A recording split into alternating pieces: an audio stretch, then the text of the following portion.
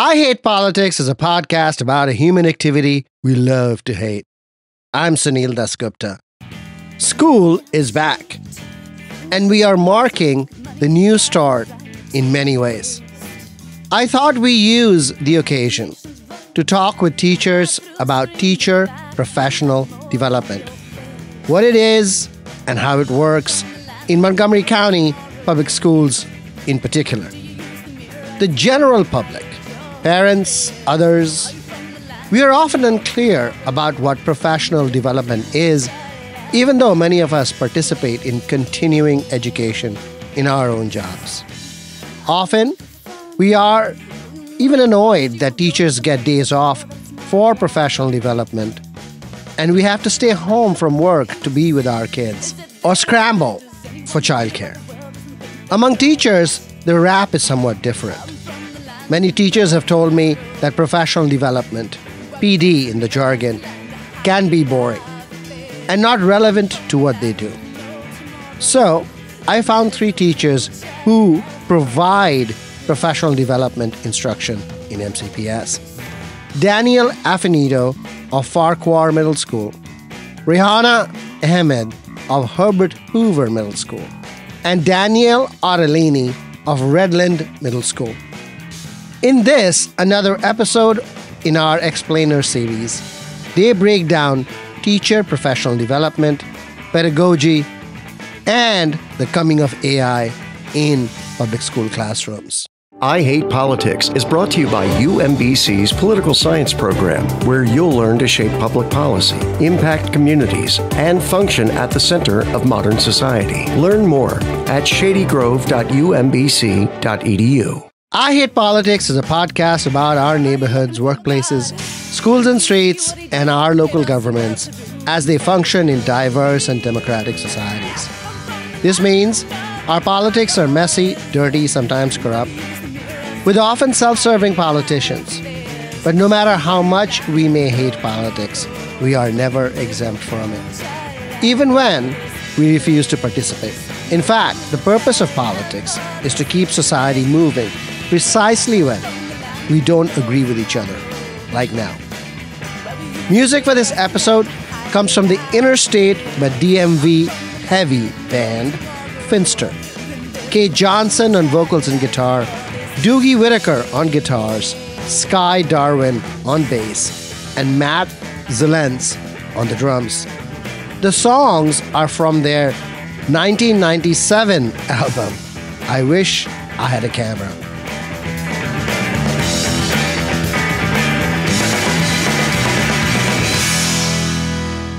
Danielle Affinito, Rehana Ahmed, Danielle Ottalini, welcome to I Hate Politics. Nice to be here. Thanks so much for having us. Thank you. Nice to meet you. You are all 3 teaching professional development courses. Can we start by laying out why professional development is important for teachers? Teachers are well-versed in their profession and are continuing to grow and develop as learners, which are one of the standards by which teachers have to document when they have their observation year. In addition, a lot of the trainings that are mandatory are linked to either federal dollars or state dollars. So by ensuring that a school is within compliance, meaning that teachers have fulfilled these requests, we can ensure that different programs are run out the way that they're supposed to. Everyone understands the language that is supposed to be used for these trainings and is able to implement them within the classroom. Can you speak a little bit about the difference between mandatory and elective professional development? What types of things are covered in those 2 areas? The mandatory trainings are usually if there's been, for example, in curriculum, if there's been new updates to let teachers be informed of the new updates. And usually those new updates come from, pedagogy, which is different types of content that's being updated. If certain aspects of the curriculum are changing due to the population of students changing or content being updated. So for example, the social studies curriculum, depending on the times, if they find out that there's different events or the sequence of events of how things are taught need to be updated or changed, or for science, the NGSS standards and how they are taught those need to be altered in a specific sequence, need to be updated. That is how that's rolled out between for the teachers to be able to understand how the curriculum is going to be updated, taught, and changed. Can you say what NGSS is? It's Next Generation Science Standards. And then the voluntary PD is when you can opt in to take certain classes.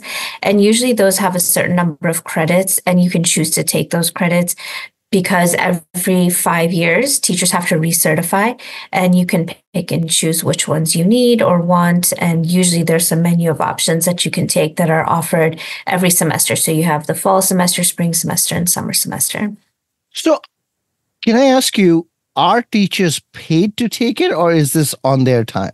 That depends on basically on the content. Generally, if you're getting credit or CPD, which is continuing professional development credit, which is not college credit, but can be used to maintain your certification, you're paying a nominal fee, generally between $60 and $200 somewhere, depending on the course. For things that are required by the county, if there's a new curriculum that's coming out for a grade and you have to go to a summer training or you have to take this early in pre-service week, you are paid for that. Generally, you're a stipend or an hourly rate. In addition, Maryland State Department of Education is actually now changing their entire structure. They're actually moving away from a credit structure and are moving towards something called professional development points, which are where things such as a book study, things such as attending a PD can all be counted towards hours, and those hours can be combined, and 15 hours can equal a credit. What is a book study, by the way? It's the idea that there are really great sources of literature out there for educators. One of my favorite books is Culturally Responsive Teaching in the Brain. And I read it with a group of teachers. We discussed chapters. We talked about what this looked like in our classrooms, what this looked like in our school, and what this looked like in our county. And we started to try to make those applicable changes based on research. Oh, interesting. So the concept of professional development is being broadened with this kind of self-study. Yes, it is a newer program. I was actually unaware of it until this summer. A typical school district such as MCPS would offer hundreds of courses or 50 courses. I mean, what is the scale of this operation? It really depends, I think, from semester to semester, how many are being offered. And also sometimes it depends on how many teachers signed up. The required trainings, well, obviously, those are always packed house because everyone in the county has to take them. With the pandemic, there's a lot more Zoom options that teachers can take. There's also a lot more self-paced courses that are posted on Canvas modules. As of right now, there are between 300 and 400 offerings on PDO right now on the professional development online system. A lot of those are not teacher-led like this would be, or they're instructor-led, but they're videos through a Canvas page. Speaking to what Rehana said about like classes that I'll always have people versus not, like introductory Spanish, already like, one of the biggest ones that always gets filled up. I don't think I've ever seen it have openings after they release the classes. Not every one of those PDO courses is offered for credit or a stipend. A lot of them are, if they're only an hour, or the county says they'll be an hour, they're generally not quite that much. A lot of them are also specifically targeted only for certain groups of teachers. So some are only for science teachers, some are only for elementary school teachers, some are even only for like second grade teachers. Is it possible that I am, say, today a social science teacher and I want to go, you know what? I want to learn how to teach physics. Can I do it? So as far as I'm aware, we generally don't turn down people from our courses. And I'm really only speaking about the courses that myself and Rehana and myself and Danielle run. We don't really turn people away because one of the things with professional development is sometimes you need a certain number of credits or hours. And you take what's available to you because even learning about something that you don't teach does help you to grow. I think it also really depends on the course. If it's an online course, they're not probably going to be as strict about who can and can't get in. I imagine there are three main methods of delivery, right? One, it seems to be on Canvas, and those are asynchronous online. And then there is Zoom delivery that is online, but in synchronous and in real time. And then they are in-person courses? Yes, there is in-person. And the in-person varies in the sense that it can be over multiple days, for example, twice a week or once a week for X amount of weeks. But then there can be, like, for example, in the summer, full day, like one full day, and then you're done. What made you want to do these courses? One thing that I found really beneficial is it really pushes to teach other adults versus teaching students. You improve your own skills when you can teach the content that you are also supposed to teach children. What is the process you followed to become an instructor? Danielle and I actually met through the curriculum office. We were writing curriculum together over for the pandemic because of virtual learning. So we had to really write new lessons. We were at the scratch board right from the beginning. And so from there, we saw a need of, teaching teachers and how to, work with them. And so we proposed it to the people who were there. And so they were writing that proposal, they said, okay, that's fine. And so from there, we applied. And then after they approved it, then we have to have a certain number of teachers who sign up, and then the course can go ahead and take place. And who is they? It's the curriculum instruction office. You also have other offices in the county, for example, restorative justice. They put out their own type of professional development that teachers can take. So do non-MCPS people also teach?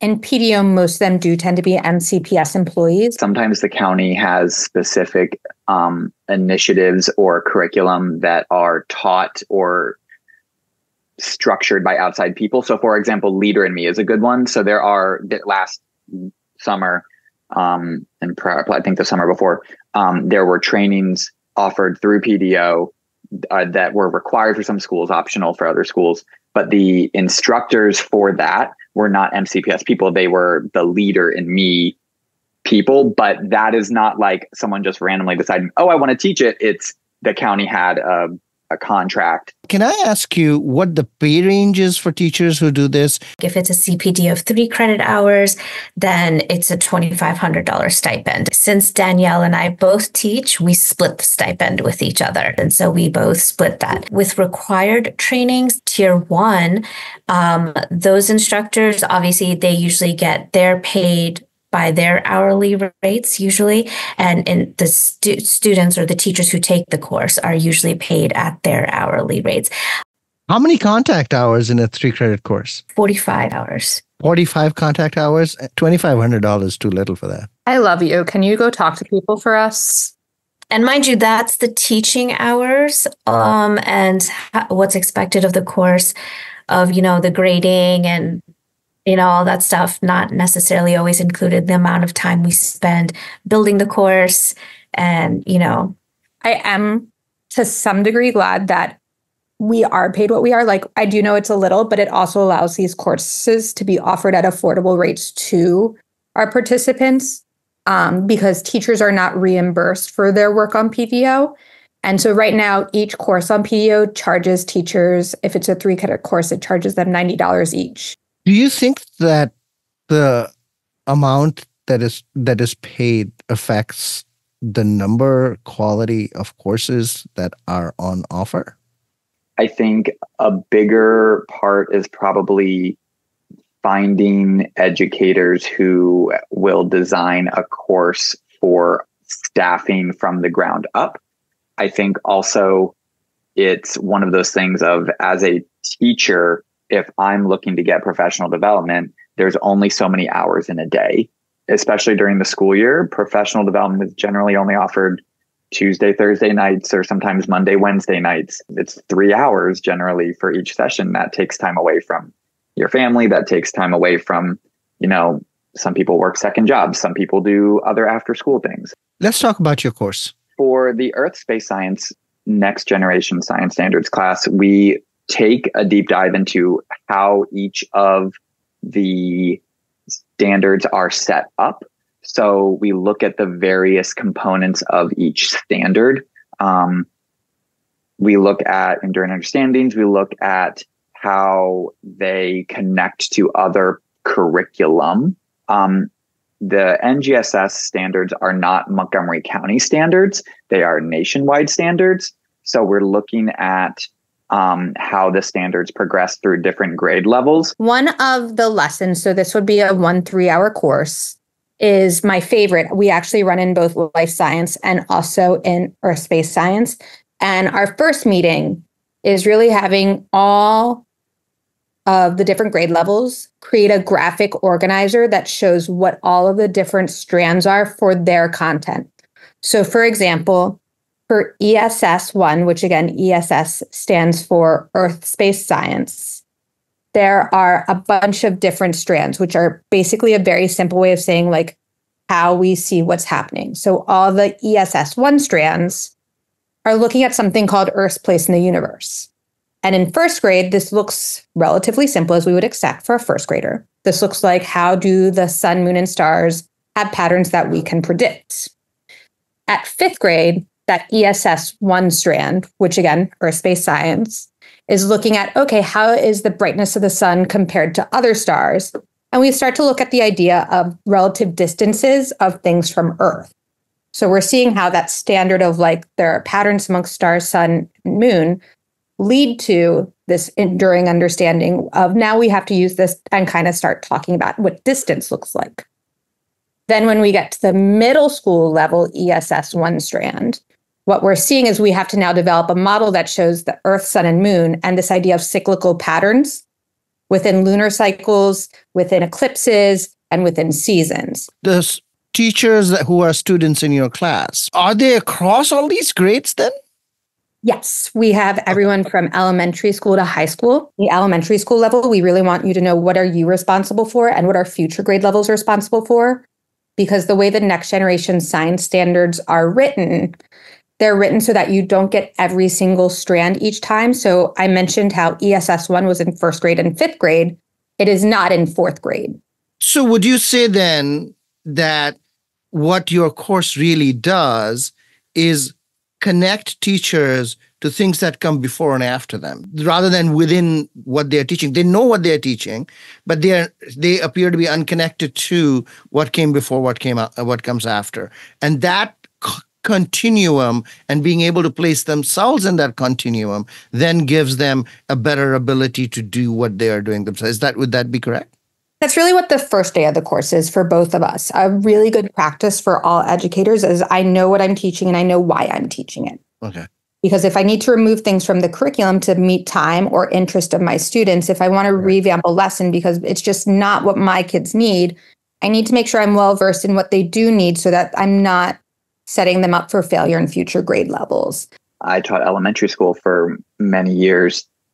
The available amount of time in elementary school for things like science in this case can be very, very limited. So instruction for that is often not as consistent as like we can provide in middle school and high school just because of time. Rehana, can you speak to the life sciences course in the same way?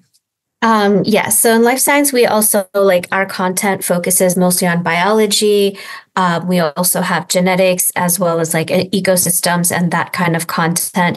I do also want to add in, aside from just specifically content, we also teach different ways of how to teach the next gen standards.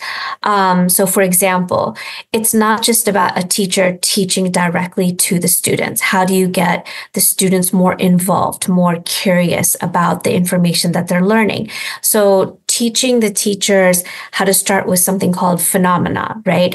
Giving them an event, something that sparks their curiosity, and then introducing the content and tying it back to the surprising event that catches their attention, that's of the events and things that are happening around them. So next gen standards are really about, and this is where we take our content and show them, okay, this is what the standards that we're supposed to meet. However, how do you teach it?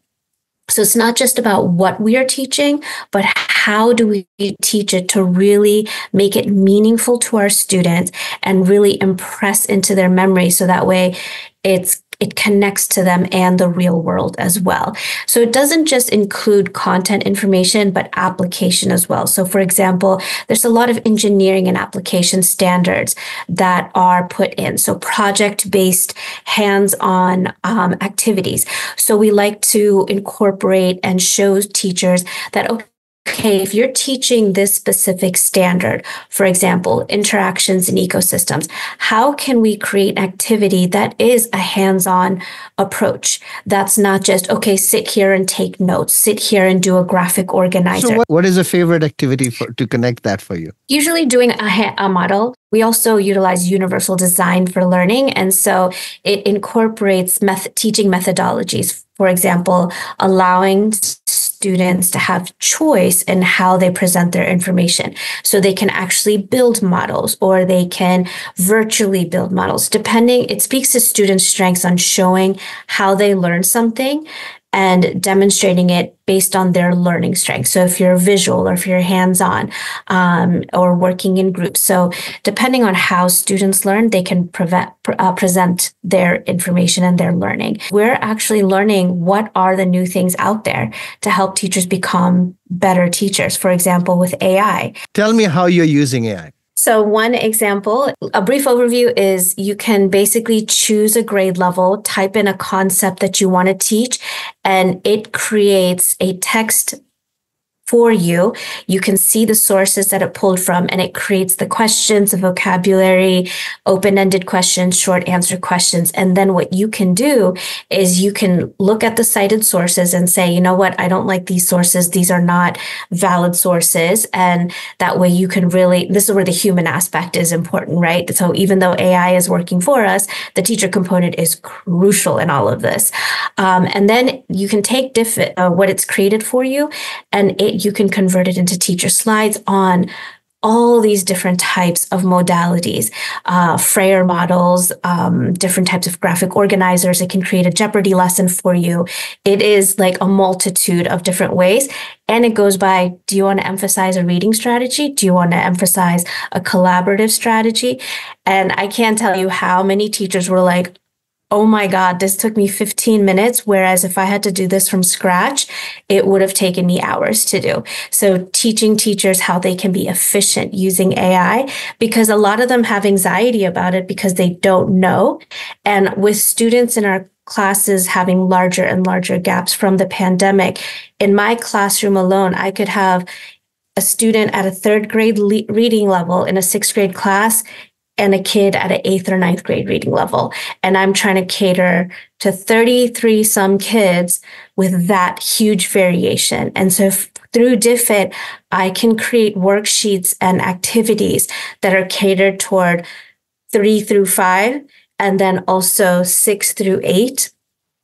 I'm not boring students. I'm engaging them in different ways. I'm giving them options and choices and meeting them where they are and still making sure they're meeting standard. AI has a wealth of information, but there are studies that show that it's really poor at writing rigorous level multiple choice questions.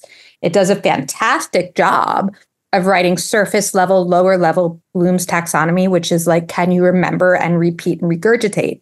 But when you come to those higher level thinking questions, AI can't do cause and effect. AI can't actually understand things. In fact, if you ask AI, which is heavier, a toaster or a pencil, half the time it will say a pencil because it doesn't understand what this question's asking. It's not a person. So it's really important that we know the limitations. I can get it to do my lower level things. I can get it to do the things that are simpler. But I also need to know that this is where my human component is important. This is where I need to be critical and reflect in my own practice and develop my own materials. If you had complete leeway, what is a dream professional development course that you would offer? For the most part, RPD is my dream PD. We have never run RPD the same way twice. And we've offered it many times. Every single day or every single meeting, we offer feedback. We get feedback from a survey and we change our next lesson based on that feedback. We offer differentiated options for all participants. We use a strategy called mild, medium, spicy. If you are new to the next generation science standards or this particular standard doesn't speak to your soul, there's an easier level where you're still showing mastery of that objective. There's a medium level, which is what I would be expecting of you in a classroom that day if you're there. And then the spicy level often integrates new strategies on top of what's already there. So a great example is we had mild, medium, and spicy for making a model. The mild version was a very simple model. The medium version was looking more at a model that had more relationships and showing more complex relationships in terms of, is your arrow a little thicker because it's showing a stronger relationship, or thinner because it's a less strong relationship? And then the spicy was using new technology, whether that be Scratch or Lucid charts, in order to create your model. So adding that layer of complexity on top of it. Rehana? It's frustrating for me as a teacher when I have to go to a PD course offered by the county and it's a one size fits all. And so that's why I think our course is our dream course, because we take what our frustrations are. And it's the county always wants us to differentiate for our students, but they don't differentiate for us in our own training. And the irony is, there's many words I could use. And so that is why when we say the course that we are building and working through is our dream course, is because we are constantly changing. We take feedback and we ourselves are improving, learning new technology. If it was not offered 2 years ago, we did not know about it, but we learned about it. MCPS actually offered a PD on it. I took it. I learned about it. Danielle already knew about it. We worked together. We incorporated it into our course. I think actually a dream PD would be one that is school-based, so specific to individual schools, in that and focuses actually on relationship building and student-teacher communication in order to improve sort of the school and classroom communities. I don't know about dream, but I think that would be something that teachers would find a lot more useful. Danielle, Ottalini, Rehana, Ahmed, Danielle, Affinito, thank you for explaining teacher professional development. Thank you so much for having us. Thank you for giving us the time. Thanks. Run down the street, trying to keep my beat, but they're stomping all around from the unified bounds. Running with the times, gotta keep in the lines. Heaven only knows if I go off the road. I've got a mean streak, I can tell. I got one foot in heaven and the other in hell. You can sit and chime those bells, but as for me, I'm out of here.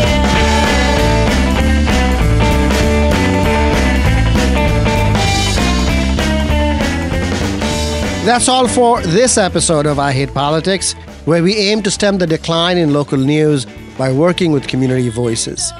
Don't forget to tune in to our Tuesday morning news analysis.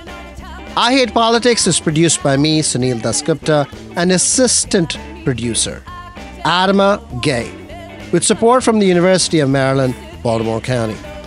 I direct UMBC's political science program at the universities at Shady Grove in Montgomery County, where, among other things, we explore and learn about politics, government, and society close to home. Music for this episode comes from the interstate but DMV heavy band Finster. Kate Johnson on vocals and guitar, Doogie Whitaker on guitars, Sky Darwin on bass, and Matt Zelens on the drums. The songs come from their 1997 album, I Wish I Had a Camera. If you want to share your music on the show or know someone else who might want to, please email us at producer@ihbpod.org. I hope you'll subscribe and share the podcast as we bring you stories about politics close to you and to your home. See you next time. Got a soldier, but got a mean streak.